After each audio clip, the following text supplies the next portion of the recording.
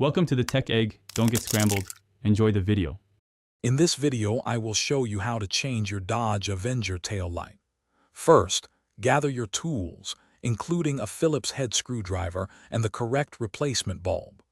Always ensure your vehicle is completely off and the parking brake is engaged for safety. Now, open your trunk to begin accessing the tail light assembly from the inside. Next, you'll need to access the tail light assembly.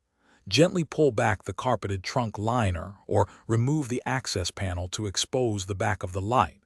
You will see 2 or 3 retaining nuts holding the assembly in place. Use a 10mm socket wrench to carefully loosen and remove these nuts. Keep them safe so they don't get lost. With the nuts removed, gently pull the entire tail light assembly straight out from the vehicle's body. Be careful not to force it. Once it's out, locate the specific bulb you need to replace. Twist the bulb socket counterclockwise to remove it, then pull out the old bulb. Insert your new bulb firmly into the socket. Now it's time to put everything back together. Carefully push the tail light assembly back into its position on the vehicle. Reinstall and tighten the retaining nuts securely, but do not over-tighten them. Replace the trunk liner or access panel.